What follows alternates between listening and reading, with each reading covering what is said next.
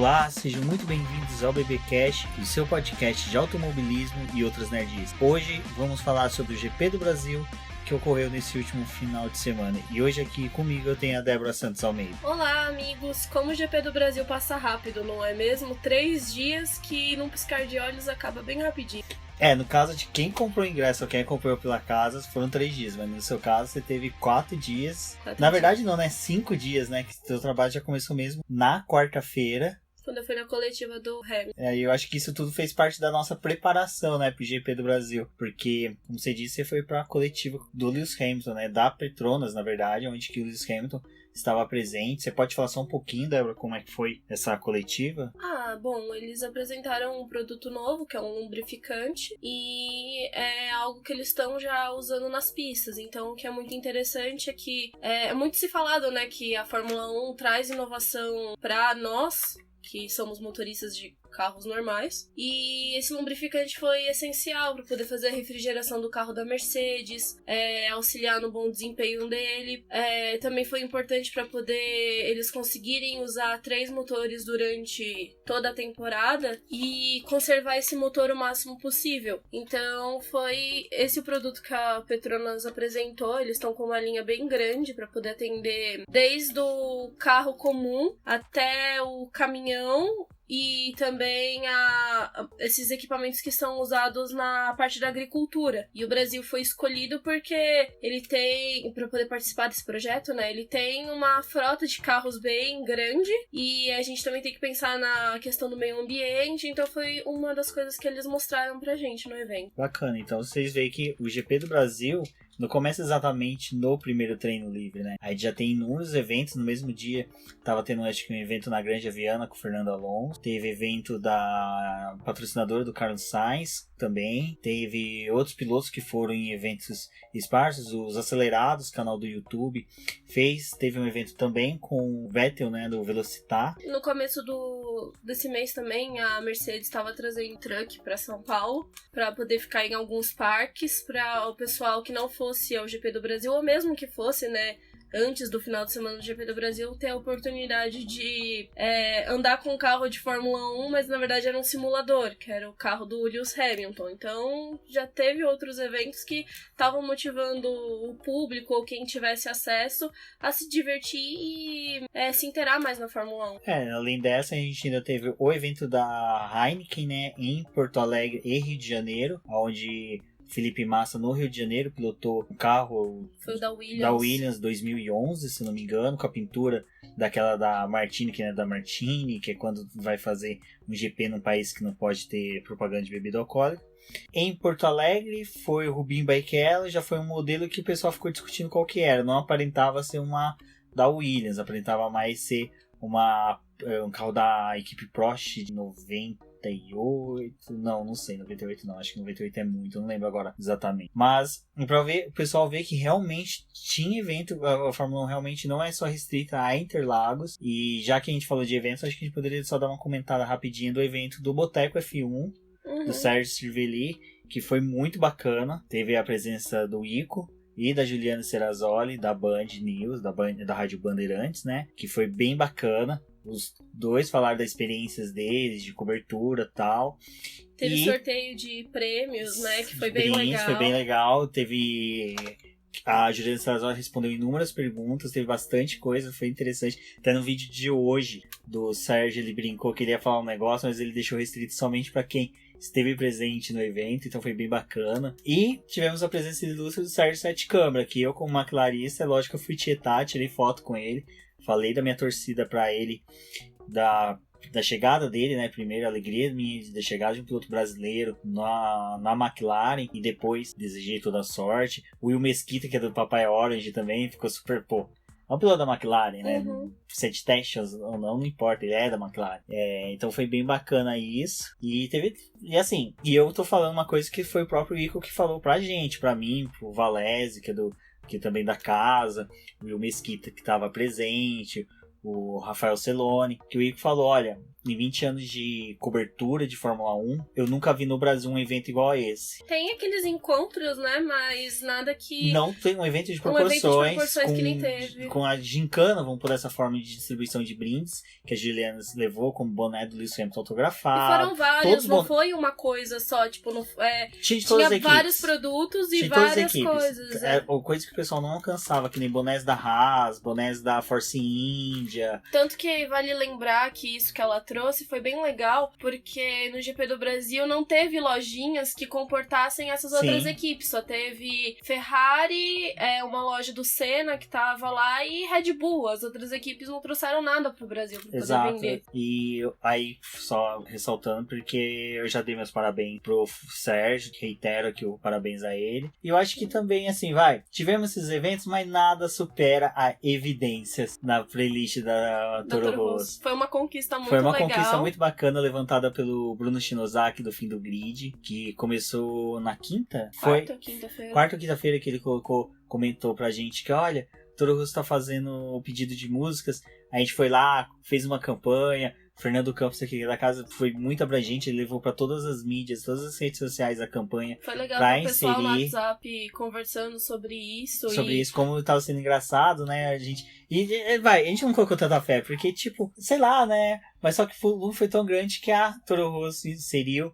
Depois o Bruno Vicari, que comanda a rádio de Interlagos, ele colocava de tempos em tempos evidências. Então, se vocês forem no perfil oficial do podcast F1 Brasil, tem um vídeo lá nosso do setor A inteirinho cantando evidências. Eu achei bem bacana. A Débora teve repercussão lá junto com os jornalistas, né, que eles comentaram. Teve, o pessoal comentou bastante, achou bem legal. O Alexander Grum ficou encantado com a possibilidade deles colocarem a música. E quando ele descobriu que eles realmente tinham colocado na playlist, que foi um pouco antes da playlist realmente ser divulgada na internet, ele entrou na sala de imprensa falando: a gente conseguiu, a música tá lá, eles vão soltar, vai ter a música mesmo. A única coisa que a gente ficou assim na expectativa era que às vezes a gente ia passar pelo box da Toro Rosso e queria escutar a música tocando lá. Não, eu fiquei imaginando os mecânicos tentando resolver os pepinos do motor Honda, ouvindo evidências. Cheio de Mania também, que é da Raça Neia. Que é uma música bem popular, né? Teve inúmeros pedidos dessa música, então foi bem bacana. Então, pra vocês verem como o GP do Brasil vai além dos 3 dias, então a nossa preparação pro GP foi boa, nossas expectativas foram boas, e chegando aos treinos livres, olha, eu que assisti do setor A, posso dizer, existiam 10 Saubers. Eu nunca vi tanta Sauber na pista. Ericsson e Charles Leclerc. Primeiro, foi Charles Leclerc e o Giovinazzi que treinou. Foi no FP1, sim. Gente, eles treinaram demais. Foi muita Sauber na pista. Parecia que tinham 10 Saubers na pista, porque você tinha o Giovinazzi treinando bastante, né? Aproveitando uma das oportunidades. É bom que essa pista ano que vem ele vai Provavelmente correr. ele não vai estar guiando em Abu Dhabi. Agora é a última vez. Provavelmente não. Ele disse na coletiva que até então ele não sabia se ele estaria guiando o carro em Abu Dhabi, mas provavelmente não vai estar. Faz até sentido, então, ter aproveitado bastante o primeiro treino. Leclerc treinou bastante. Então, o Leclerc era uma coisa que era bem interessante. Ele e o Lando Norris, que treinou também, eu vi ali do setor A, que na entrada da reta, ali na parte da entrada dos boxes, e os dois, eles vinham as primeiras voltas bem abertas, aí eles vinham fechando, até achar o traçado correto, e conseguir encaixar o melhor traçado. E depois eles ficaram repetindo. Isso eu achei bem interessante de observar dos dois. Uhum. São dois pilotos bem técnicos, né? Isso ficou bem nítido. Leclerc depois, por todo o desempenho durante o final de semana. E o Lando Norris, pra quem é McLarista, já fica com um bom otimismo aí sobre isso. Eu acho que sobre os treinos livres tem a questão dos pneus, que você estava me explicando, que eles foram meio que... Eles tiveram bastante degradação, mesmo a pista estando numa condição ideal, uma boa temperatura. O primeiro treino livre sempre é preocupante, né, porque tá fazendo emborrachamento da pista.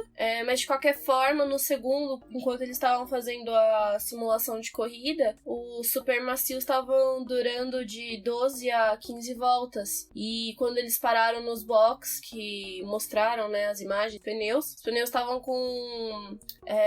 tinha muita bolha enquanto eles estavam girando, e quando eles paravam tinha aquelas rebarbinhas de degradação. Então era uma preocupação para a corrida, porque a previsão apontava que no domingo provavelmente não teria chuva, e se tivesse só seria para a parte final da prova. Então não ia ter aquele resfriamento da pista, e como Interlagos é uma pista que você fica em constante aceleração, se vocês tiverem a oportunidade de jogar algum jogo da Fórmula 1, hoje eu tava fazendo isso à tarde jogando Interlagos, a redução de velocidade é pouca, é só tipo um toquezinho, dá aquela abaixada e já pega fazendo a curva tudo de novo em pé embaixo. Então esse era o problema, porque o pneu fica em constante rotação, as freadas que tem exige, mas por conta desse pneu estar sempre quente, ele acaba desgastando mais. E engraçado que até mesmo a própria Mercedes, nessa questão dos pneus, apresentou uma solução pro fim dos furos, né? Que foi que na parte interna das rodas, no metal ali, ele tinha meio que um serrilhado que era para dispensar calor, né? Ele tinha isso que era justamente para auxiliar na refrigeração das rodas, consecutivamente refrigerar o pneu. E por incrível que pareça, a Mercedes não apresentou tanta dificuldade com os pneus, né? Foi acho que praticamente a mesma dificuldade que todos enfrentaram. E a gente pode lembrar que o super macio utilizado hoje é o ultra macio do ano passado. A questão da goma é muito parecida. Então eles não estavam realmente andando super macio, eles estavam andando de ultra. O ultra tem mais degradação para uma pista para São Paulo. Não é tão interessante. E se falava na sexta-feira que dependendo da estratégia adotada, eles talvez iriam para 2 paradas, não iriam conseguir fazer. Eu contava com 2 paradas. Em uma. Eu contava com 2 paradas. Uma por causa dessa degradação que teve, e a outra que quando chegou no domingo a pista estava mais quente. Então ela se apresentou mais favorável à degradação dos pneus. No domingo acho que estava em torno de 34 graus a pista. É muito alto pra... como brincava o Valé, você olhava pro setor G e do setor A, você tinha 2 sóis igual o Tatooine. Então tava muito quente. Mas antes de pular pra corrida, nós tivemos o acidente do Hulk no TL2. O Hulk, você via nítido desde o primeiro TL1, né, desde o TL1, que ele tava explorando muito a pista pra poder tentar encaixar uma boa volta. E ele tava abusando muito das zebras e você via, tipo assim, um pouquinho da faixa do pneu passar na grama. E foi o que aconteceu no TL2. Ele passou na zebra, só que ele foi além da zebra demais. Os pneus do lado direito passaram pela grama e destabilizou o carro. E ele foi em direção... Uma pena, né? Porque, assim, as Renaults, eu brinquei que não da sala, mas eu vi as Renaults foram as 2 equipes que mais... Os 2 carros que mais rodaram nos treinos. Então houve uma busca aí da equipe Renault em ter um bom acerto pra corrida. Agora, sobre o quali... O quali foi sensacional. Aquela tensão do vai chover, não vai chover, vai chover, não vai chover. Eu acho que foi o mais sensacional. O mais legal é que teve uma hora que você olhava na transmissão, e isso também o pessoal acabou falando, porque você olhava pra Interlagos, principalmente ali do setor A, que foi assim, eles tentaram mostrar a pista no geral, né? Mas você via faixas, tipo, uma parte da pista com aquela completamente preto, como se estivesse chovendo horrores. Aí o meio, mais ou menos, a parte do S seca. Aí depois as nuvens começaram a girar.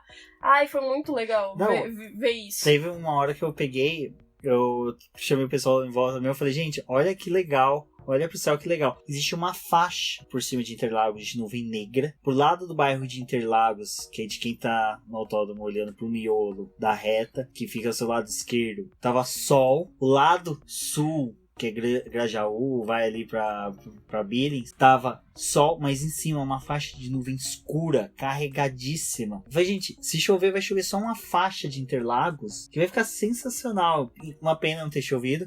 E o que eu achei interessante. E o que foi legal dessa tensão, é porque eles ficavam, a gente escutando, né, a cada 4 minutos, daqui 4 minutos, na verdade, vai chegar chuva. E aí a chuva realmente não chegava, mas ela ficava numa parte da pista, tipo, era uma garoinha suficiente pra poder desestabilizar. A gente sentia o chuvisco. Era um chuvisco assim, aquele do tipo guspe em chapa quente. que caía no chão e já evaporava. Não era o suficiente para molhar a pista, mas era o suficiente para criar essa tensão, porque chuviscava mesmo, a gente tava com os celulares pra mexer no... Tanto que eles foram logo de uma vez pra pista, tipo, Sim. Os carros formaram uma fila antes nos 3, né?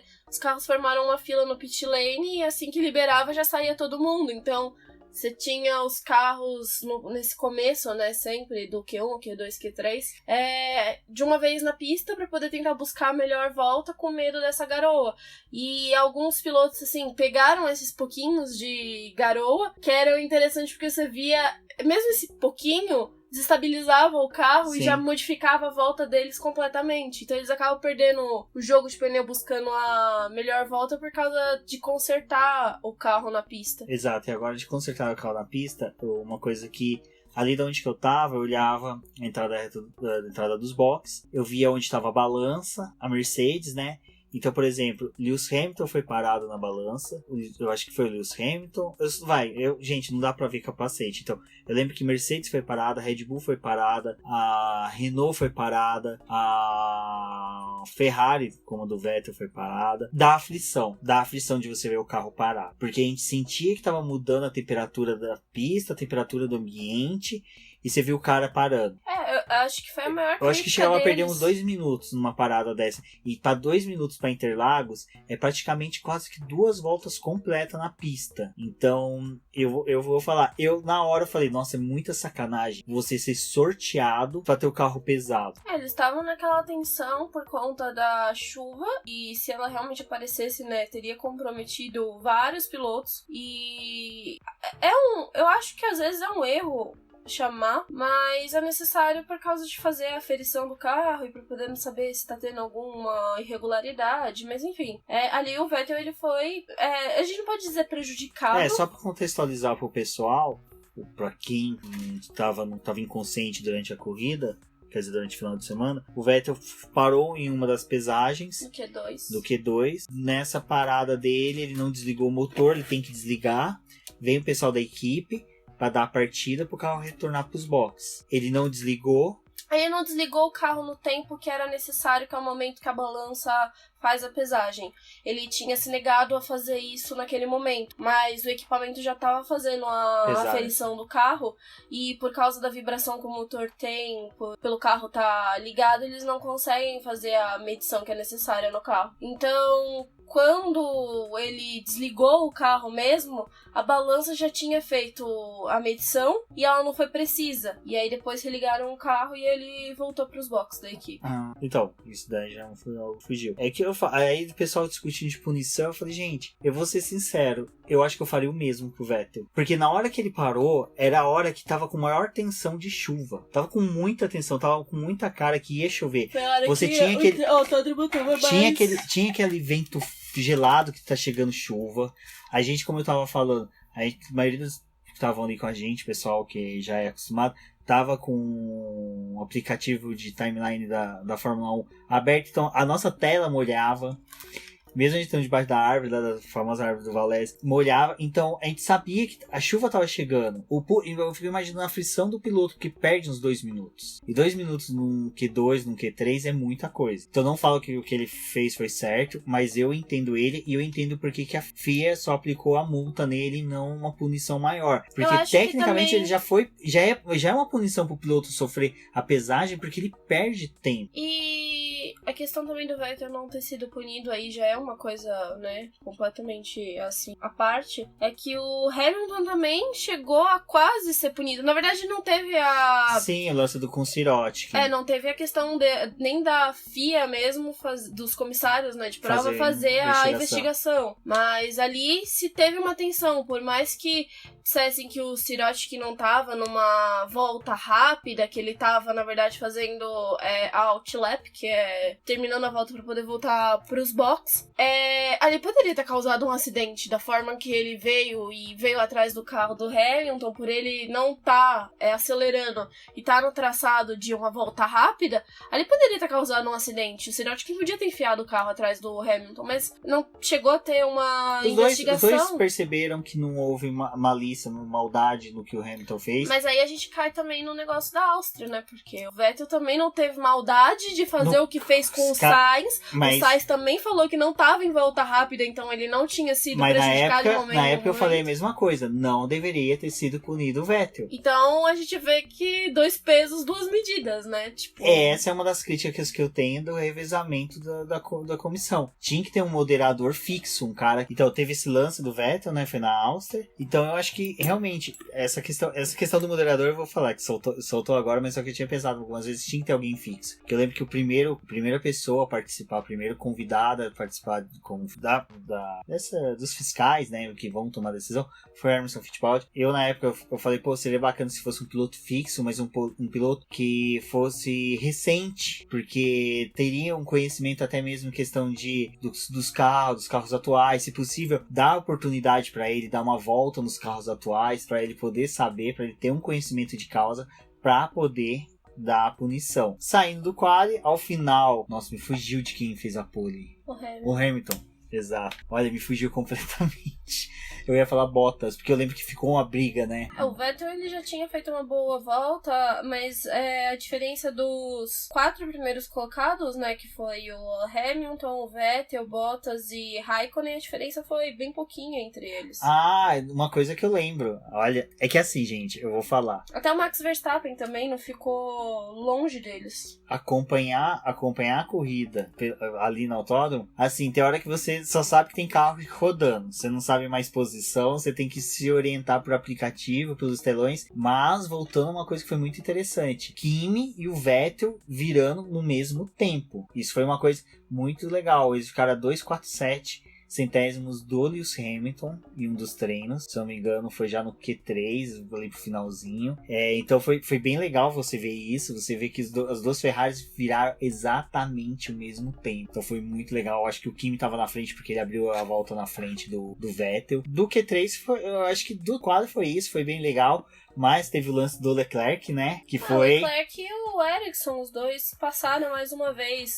Que o Ericsson é milagre. Tô brincando, teve um mérito. O Ericsson, ele tinha 2 jogos de pneus novos, que proporcionou ele a fazer uma primeira volta melhor e uma segunda volta melhor. Ele teve novos porque, como o Giovinazzi treinou, ele não pode usar a cota do Ericsson. Ele tem que usar um que é fornecido especialmente. Vamos procurar saber isso. Eu achei interessante, porque se o... Eu acho que foi na questão de escolha, eu não lembro qual foi o número de pneus que cada um escolheu, mas eles chegaram... O Ericsson chegou favorecido porque ele tinha dois jogos novos, e o do Leclerc, quando ele foi pra pista, acho que tinha 3 voltas já. E por isso que ele optou em tentar novamente a volta e conseguiu uma volta excelente. Ele conseguiu uma volta melhor porque ele tava com um jogo melhor, mas isso é o que um jogo melhor vai proporcionar ao carro. Quando ele foi pra pista da segunda vez, ele virou um tempo melhor, mas não foi suficiente pra poder bater o do Ericsson. Tanto que o Ericsson largou na frente do Leclerc. Então... Não largou. Ele só posicionou o carro na frente. Porque a largada dele foi bem Weber Barrichello. Mas essa questão do pneu faz diferença. Tanto que é por isso que do Q2 pro Q3, como Ferrari fez...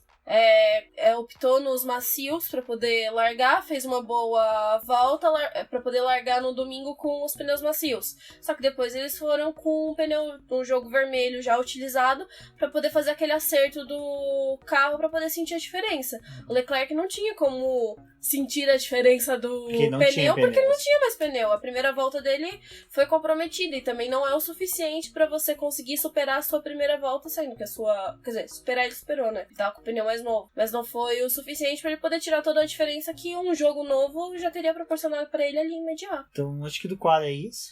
Essa questão do Leclerc é bem interessante porque mostrou uma maturidade do piloto que... Porque o tempo do Ericsson foi 1.8.296 e o do Leclerc 1.8.492. Tipo, é uma diferença grande se você vai ver. Que se resume ao pneu. Agora da corrida, acho que é interessante começar que tudo indicar que em algum momento ia chover.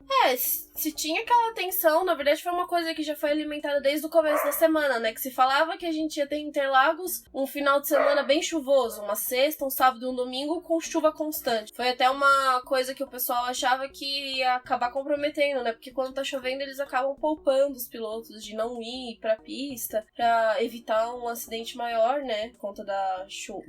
E preferi optar pelo quali e pela corrida, mas não foi uma coisa que aconteceu, né? A gente teve um final de semana muito quente em Interlagos. Que ficava ameaçando não se ia chover. Foi uma coisa que ficou bem interessante, porque a gente ficava assim, batia uma brisa mais gelada, batia um vento mais frio. A gente olhava pra Billings, que é a represa que fica à frente do setor A. Você via, ela tava chovendo. Tem acho que vamos colocar uns 10 km depois da linha do trem, que é bem próximo ao autódromo, tava chovendo forte. O céu tava todo cinza. Então, a gente tava com aquela expectativa da chuva chegar, mas parece que a chuva só contornou o autódromo, não chegou no autódromo. A corrida até que teve toda a questão dessa da expectativa da chuva, mas como a gente falou, a pista estava mais quente. A gente pensou que ia ter uma mudança de estratégia e ia se manter os 2 pit stop, mas não houve, né? Não houveram. Não, acho foram que poucas equipes que 2 paradas, né? Mas assim, a largada foi tranquila, não houve nenhum Acho que foi acidente. surpreendente o quanto que o Vettel perdeu de rendimento na largada. Sim. E o Bottas botou o carro do lado e fez ultrapassagem. Na saída da volta de apresentação pra largada, o Vettel ficou, né? Assim, o Vettel fica, pra você ter uma ideia, sai o Hamilton, Bottas, aí o Leclerc passa, o Ericsson passa por ele, o Leclerc diminui a velocidade na hora que o Vettel começa a sair para poder alinhar novamente os carros. Mas na hora que os outros carros já chegam no S, o Vettel ainda tá muito atrás. Então ele não teve uma boa largada. Parece que ele teve problema com a liberação da embreagem, alguma coisa assim, algum problema eletrônico na largada. E o rendimento dele na corrida em si não foi aquele rendimento, né? Porque ele sofreu. Depois o Raikkonen sofreram. passou, depois o Verstappen pressionou ele também, passou. O Verstappen também fez uma corrida incrível, né? Mesmo não largando lá do fundo, porque as melhores corridas do Verstappen é aquele larga do final do grid, né? Do fim do grid. E dessa vez não, largou muito bem. E veio pressionando todo mundo para poder conseguir a liderança da corrida.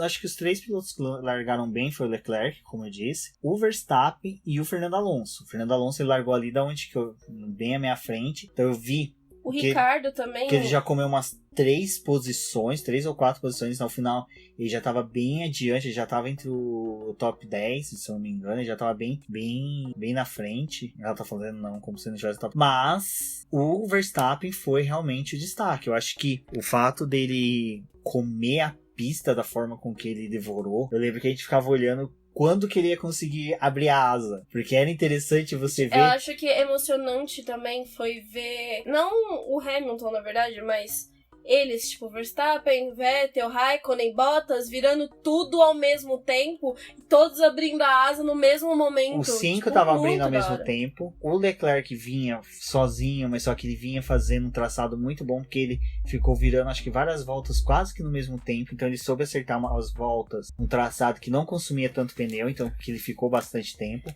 Mas os 5 é o que você falou, eles abriam ou simultaneamente todos a asa, ou pelo menos alternavam um ou outro, mas foi bacana. E o Ricardo também, porque depois de ter sido punido, ter largado muito bem, ele chegou na briga deles, teve a oportunidade de chegar... né? 11º. Ele teve a oportunidade de chegar na briga deles não parece e que começar ele a virar. Não parecia que ele tinha largado lá de trás. Primeiro, parecia que ele tinha largado realmente entre os 7 primeiros. Porque ele a todo momento você via ele ali incluído na disputa pela liderança. Tanto que ele também entrou na briga com o Vettel, né? Com o Vettel. Liderou a prova por bastante tempo. Mas até antes dele trocar os carros da Red Bull no domingo renderam muito. Foi surpreendente o desempenho deles. Foi bem bacana. Se esperava um potencial a mais da Red Bull aqui em Interlagos por conta da mesma questão do México. Não foi a mesma coisa. A questão do motor aumenta a dinâmica, mas o que a gente via era que quando os carros passavam ali pela junção para subir para a reta, tem aquela subida, aquela ladeira, o motor Mercedes falava mais alto. Mas só que era legal que... Mas na hora da descida do S, gente, a coisa mais fantástica, assim, você conseguir observar o S do Senna, mas tipo assim, de perto. Você olhava pro S do Senna, isso foi uma das coisas que eu fiz durante a classificação. Classificação não, TL2, na verdade. Os carros da Red Bull passavam no S do Senna e aí eles batiam, né? Não. Os carros da Red Bull são verdadeiros esmeril de assoalho. Aí batia ali e fazia aquela faísca. Tipo, meu, a coisa mais linda você ver aqueles carros Eles são verdadeiros faíscas, esmerilhos. Porque o carro que bate assoalho no chão é lindo. Gente, é lindo. Na TV não tem a mesma visão. Não. Gente, vocês querem ter uma ideia? Pegue palha de aço, taca fogo e sai correndo. É a mesma coisa. É muito bonito, assim, tipo, a imagem, o negócio... Não, e o carro da Red Bull, ela cola no chão. É surpreendente como a gente, ali onde que a gente tava, a gente via os carros vindo de frente, você via aquele carro gigante, que o carro da Red Bull, ele agiganta na pista. Ele colado no chão, batendo, soltando as faíscas. Isso que eu ia falar. O motor Mercedes ganhava na subida. Mas naquela curva ali, onde que a aerodinâmica predominava e a asa aberta ajudava, o Verstappen ganhava tempo, ele colava nos carros. Então é aquela coisa, se a Toro Rosso, a Red Bull acertar a aerodinâmica desse carro e a Honda apresentar um motor bom, eu não falo excelente, mas bom, compatível ao que o carro merece. Não, bom gol da Renault dessa temporada, eu acredito que dá pra ver um Verstappen e o Gasly, disputando vitória. Eu acho que em pistas que deem característica pros dois poder brigar. E outra coisa, é lógico, o Verstappen, ele foi aguerrido, ele foi um piloto muito aguerrido. Olha, não sei se vocês conseguiam ter essa sensação de casa. O Verstappen, como a gente estava falando, realmente fez uma corrida excepcional até encontrar a Pantera Cor-de-Rosa. Deu dó. Assim, agora a gente vai fazer aquele julgamento. O lance em si, você acha quem teve culpa, Ocon ou Verstappen? Eu vou falar de hoje, que hoje eu vi o Ocon pedindo desculpa pelo que tinha acontecido. E ele pediu no domingo também, né? Sim. Eles se acertaram. Ele falou que ele não foi a intenção dele bater no Verstappen, mas como ele já tava uma volta atrás do líder, ali era uma oportunidade. Quer dizer, ele ainda não tava, né? A hora que o Verstappen passasse, ia se concluir a volta dele ficar atrás do líder. Mas como ele não queria tomar essa volta, ele tentou se manter o máximo que ele pôde na frente do Verstappen. Ele não fez isso de maldade. E ele, pelo que eu entendi, ele falou que ele não sabia que o Verstappen era líder da corrida. Então ele fez meio que consciente. Tipo, não queria... Não teve malícia. Não deu uma malícia. Tipo assim, ele não queria ser mais prejudicado. Assim, depois que ele foi se dar conta que quem era o líder da prova era o Verstappen e a burrada que ele tinha feito. Mas ele não queria ficar mais atrás do que ele já tava. E pelo que a corrida tava se desenvolvendo, provavelmente não ia ter entrada de safety car. Porque quando o safety car entra, né, ele reorganiza o... Eu vou naquela linha do concordar com o Lewis Hamilton. Quem tinha mais perder era o Verstappen. Ultrapassar ali e ele viu que o Ocon tava mais rápido. Querer tentar continuar a ultrapassagem no S foi muito otimismo do Verstappen. Eu não sei se foi otimismo, assim, dele. Eu acho que ele, por conta dos negócios que tem de alerta, né, de bandeira azul e mas não ia na bandeira azul porque ele não é retardatário. Era retardatário. Não era retardatário, mas só que não... Mas eu acho que ele ficou assim, ele vai me dar espaço. E foi uma coisa que faltou espaço ali pra eles. Então, mas é isso que eu falo. O Verstappen, assim, é o S do Senna. Ele poderia ter se conservado? Poderia, mas também... Eu lembro de não sei se o tweet é da Mercedes ou se era da Fórmula 1, eu vou até procurar pra pôr no post, que é mostrando que o setor G, que o S do Senna é o local da Fórmula 1, é o trecho da Fórmula 1 que tem a maior variação de força G nela, que na hora que você entra na curva é de um lado, é do lado do esquerdo pro direito, depois vai do direito pro esquerdo, depois do esquerdo pro direito, ele tem essa alternância, o que faz com que o carro mesmo, o piloto ele tem que fazer a curva trabalhando o peso e jogando o carro, não jogando o carro assim, mas deixando com que o carro se conduza pelo que a força G força ele a seguir uma linha. Então, todos ali são experientes. O Verstappen corre aqui em São Paulo, já teve, acho que 7 vezes que ele correu aqui, porque teve algumas vezes que ele veio para Toro Rosso com piloto reserva e fez treino livre. Então, eu acho que... Eu não tô falando que a culpa foi do Verstappen, eu acho que aquela coisa que eu já falei até no podcast F1 Brasil, e é um termo do direito penal que eu uso bastante aqui, que é a culpa concorrente... Penal, não, desculpa. Direito civil, que é culpa concorrente, gente, que os dois tiveram culpa. Eu acho que o Ocon teve em persistir na ultrapassagem, aonde que ele poderia... tentar se manter. Não, ele ia ter a vantagem da DRS na reta oposta e estaria de pneu mais novo. Então ele conseguiria retomar a posição, voltar à volta do líder. Ele não ia conseguir se manter, porque o Verstappen estava muito mais rápido. Cara, o Verstappen estava chegando nas Mercedes. Ele ia chegar em qualquer outro carro, com certeza. Não, ele estava engolindo o pessoal do grid, então... Era uma ultrapassagem inevitável.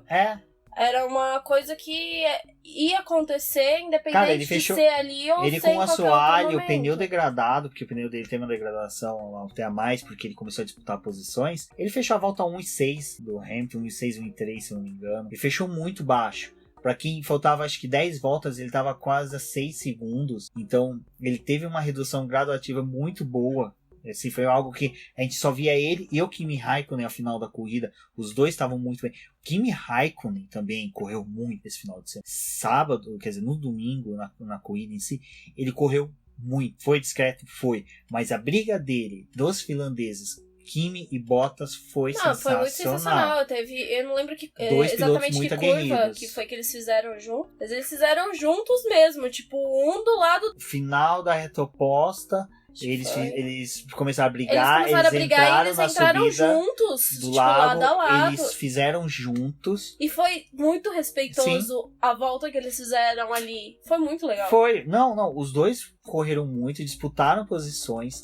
Foi bacana. Outro piloto que foi bacana até o pit stop ver correndo foi o Fernando Alonso. Fernando Alonso até o pit stop dele foi um desastre. Ele terminou 2 voltas atrás mas foi aquela ele tava disputando. Eu lembro que tinha uma Force India, eu acho que era do Pérez, que tentava chegar nele, ele nas retas ele conseguia segurar o Pérez fazendo somente a uma manobra que é permitida, então ele anulava a asa aberta, e quando chegava no miolo, onde o carro da McLaren ele conseguia pelo braço favorecer, o Fernando Alonso conseguia tirar no braço um favorecimento dele, ele conseguia distanciar.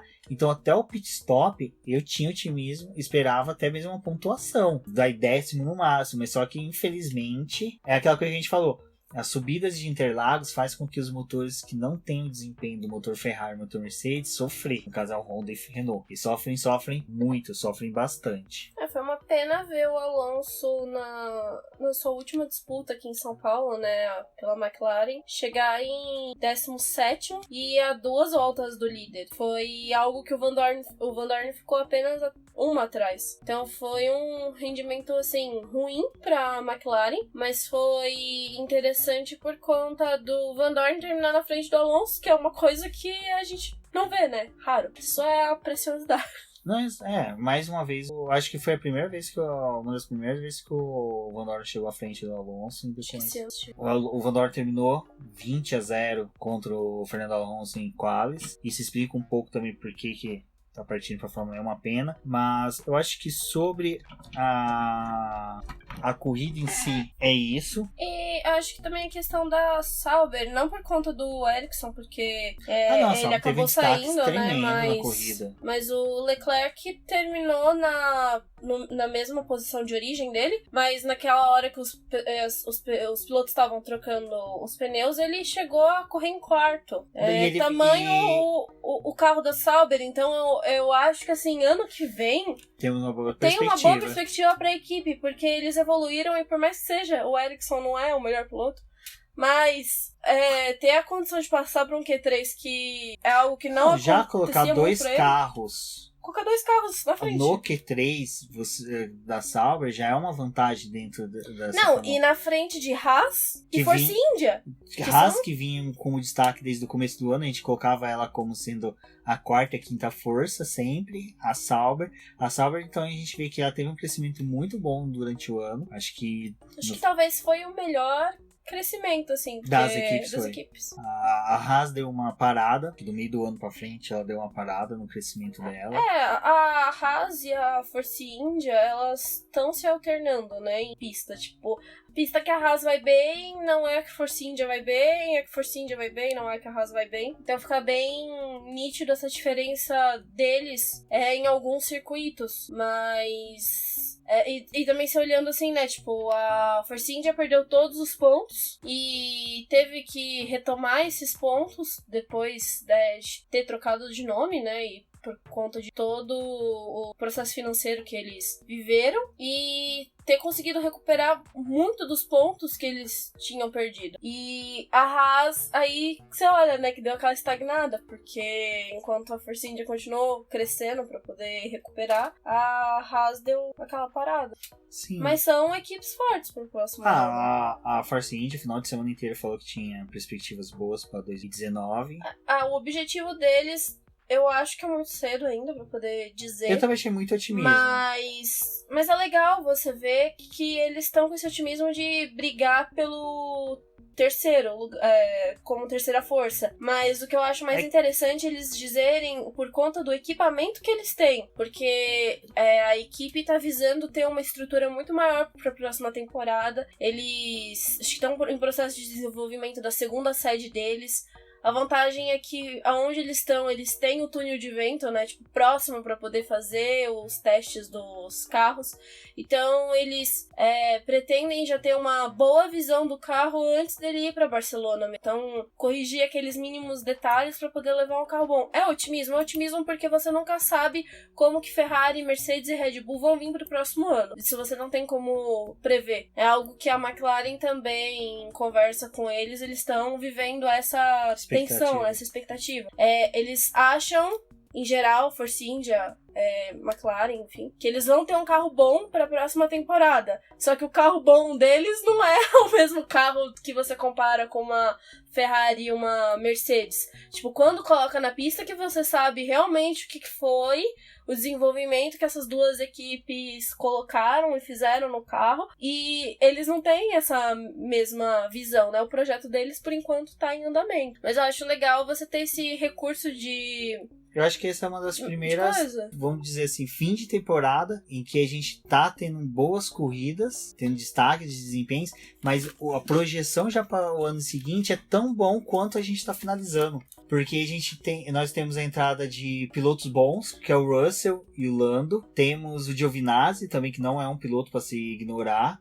Não, eu acho que ele aprendeu com os erros, né? A gente pode dizer. Ele teve um aprendizado de Ferrari, né? Não, e sim, ele teve a oportunidade de estar guiando o carro. Tipo, pra você ter uma ideia. Ele teve uma oportunidade de guiar o carro da Sauber, guiar o carro da Haas e o da Ferrari em teste pra Pirelli. Então, tipo assim, ele pegou o parâmetro de 3 carros completamente diferentes durante o ano. Ele passou por muita experiência que a maioria que vem da Fórmula 2 não tem. Que o Russell, que nem a gente tava falando, compensa ou não entrar na Williams, o Giovinazzi, um ano sabático dele de pista, de competição, ele teve trabalhos incessantes com os carros, então foi bem bacana isso. Eu acho que sobre a corrida, sobre o GP do Brasil, acho que foi uma corrida emocionante, assim, não, foi, tipo, pra poder foi resumir, sensacional. Assim, eu acho que, assim, Interlagos é legal quando tem chuva, é muito legal, porque dá aquela tensão, mas foi uma corrida que não precisou da chuva pra você ver o tanto de coisa que, assim, mexeu no grid e o desenvolvimento que os carros tiveram. E eu acho que o legal de Interlagos é justamente isso, tipo, subida, descida, a questão de o carro tá acelerando de forma constante. É um bagulho muito da hora, tipo, eu acho que, assim, a gente não tem essa oportunidade de entrar num carro de Fórmula 1 e fazer uma volta dessa.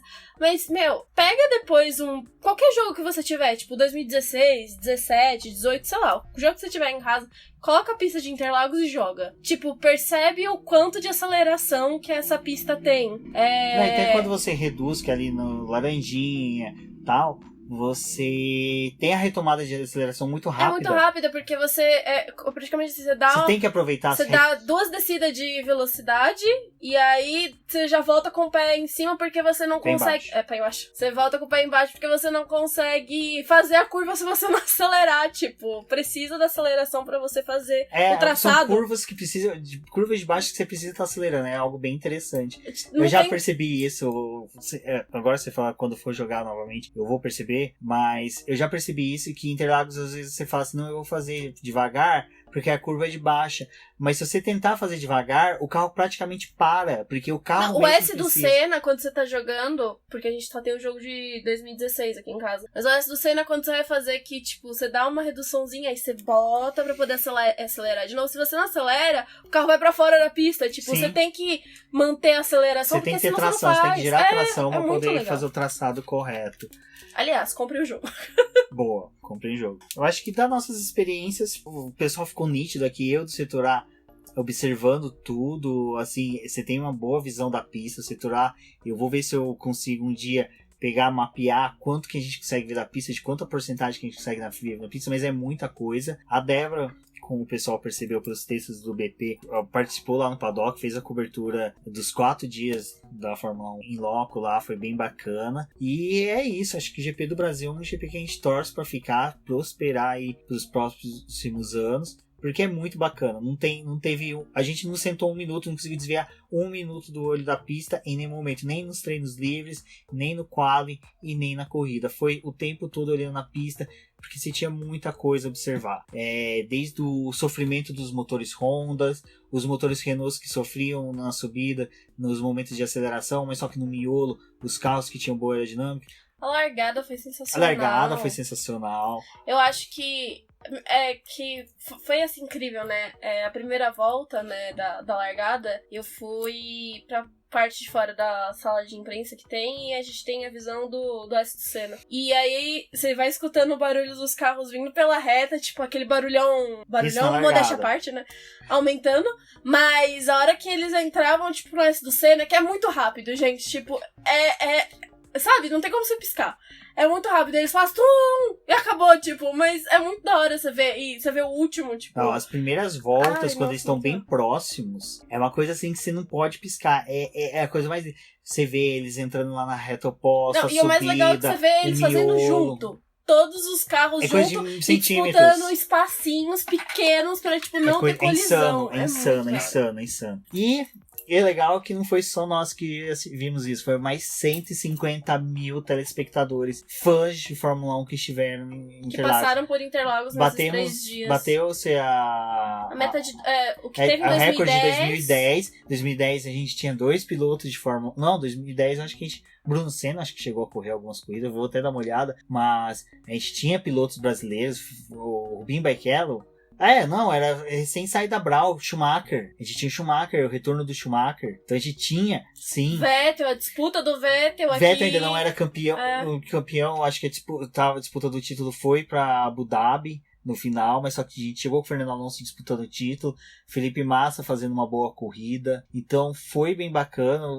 Foi o primeiro ano do Rubinho na Williams, então a gente teve foi um bom ano, então você vê que a gente teve um grid de 100 pilotos de Fórmula 1 brasileiro, a gente teve um bom crescimento de público, e eu acho que a expectativa é de aumentar, viu? Eu acho que independente de ter piloto brasileiro ou não, Interlagos traz aquela curiosidade da pista, tipo, porque uma das coisas interessantes do final de semana foi assim, quando a gente pegava Uber, ou principalmente eu quando eu pegava Uber pra poder voltar pra casa, né, ou pra poder ir em algum lugar, alguns motoristas de Uber que eu peguei, eles nunca entraram em Interlagos, mas a vontade deles é ir numa Fórmula 1, e aí a gente conversando, ela fala assim, mas vai numa Stock Car, você não conhece Interlagos, tipo, Stock Car é legal, barulho dos carros Porsche muito legal, Porsche, tem corrida de moto várias vezes durante o ano em Interlagos, mas não, a fissura é a Fórmula 1, independente do setor que a pessoa quer ficar,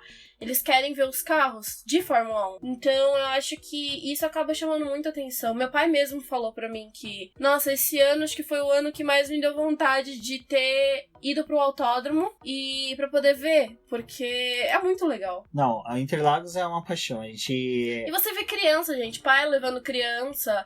Não, de criança a gente teve lá com a gente no sábado e no domingo, o Pedro filho do Carlos Del Valle do podcast F1 Brasil, ele na corrida, ele torcendo pelo Verstappen, ele arrancava o boné e torcia, ele abaixava, ele agachava de desespero. Eu chamava o Valese, olha o desespero da criança, era bonito, era bacana. Tinha um menininho, todo de Ferrarizinha, então tinha muita criança. Teve o setor Q, que foi criado para a família, com preços acessíveis, é o mesmo preço do setor G, mas acho que pro setor Q tinha alguma coisa que eles mostravam que era mais pra família. Ah, não, o setor G é pra torcidas organizadas, que é o pessoal do Pisa Fundo, que eles têm as duas bandeiras gigantes, que é muito legal, porque lá do setor A a gente vê elas subindo, que é da Red Bull e da Ferrari. Então acho que é isso, o GP do Brasil vai deixar saudades, e é uma coisa que eu vi o pessoal comentando no Twitter, eles falando que acaba a corrida e a gente já começa a planejar do ano seguinte, já começa a ter toda essa preparação para o ano seguinte. Não, eu acho que isso é muito legal e você também tem a oportunidade de rever muitos amigos que você só vê nessa época do ano.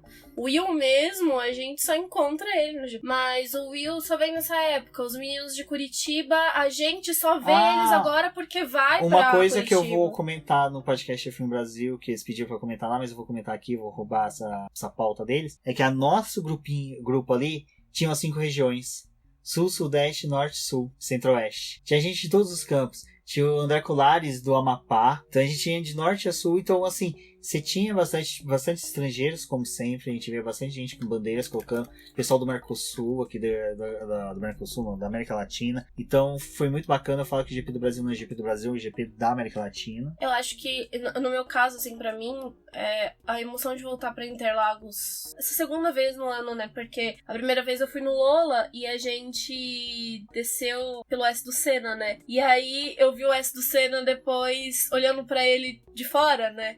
E a emoção do show do The Killers, tipo, voltou ali.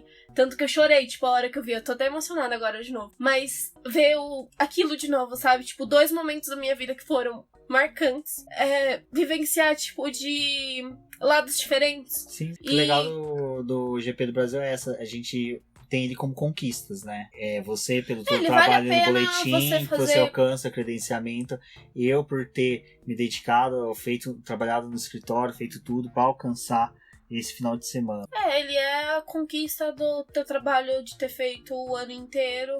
Pra mim, sempre, tipo, vai ser uma aprendizagem, sabe? Tipo, encontrar pessoas que, pra mim, são muito queridas e que me ensinaram muita coisa. E conhecer pessoas novas e ver o quanto que muita gente é receptiva e não se importa em ajudar, assim. Tipo, tenho o prazer de instruir e ensinar, assim.